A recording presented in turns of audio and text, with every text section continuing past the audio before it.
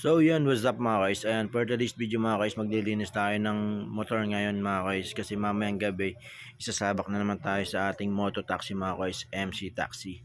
Alright, move it. Alright, yan mga guys, kailangan natin linisan yan. Siyempre, kailangan is presentable tayo sa ating customer.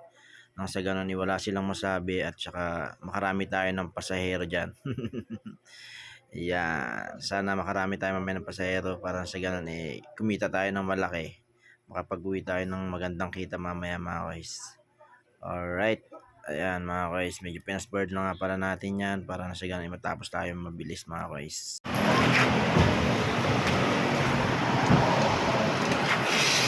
Ayan mga guys, hindi pa nga pa natatapos yan dyan, kailangan pa natin sabunan yan nang sa ganun maganda yung paglilinis natin ng motor yan para kasi mas mabilis siyang linisan kapag may sabon.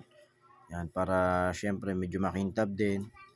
Yan, kailangan natin linisan yan. Syempre kailangan natin alagaan yan kasi yan ang ating panghanap buhay mga guys.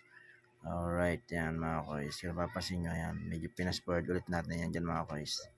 Yan, kuskus doon, kuskus dito. Ayan mga guys, yan, nasa gulong na tayo nagkikuskus dyan. Yan, medyo dinudukot natin yung mga kasulok-sulukan ng dumi dyan mga guys. Yan mga guys, kailangan natin linisan na maayos yan mga guys. Yan, kasi isang linggo rin siya na-stock kasi galing tayo ng Bicol. Yan, kailangan natin ayusin ang ating motor. Kailangan natin linisan ng maayos para pag biyahe natin mamayang gabi, condition na siya. So bali hindi na siya magtatampo kasi malinis na rin siya. Bali pinaliguan din natin siya pagdating mga guys. Yan, matampuin din kasi yan si CB. Parang may-ari. Alright. Ayan mga guys, magbabanlaw na nga pala tayo dyan. So, tapos na natin sabunin si CB mga guys. Ayan.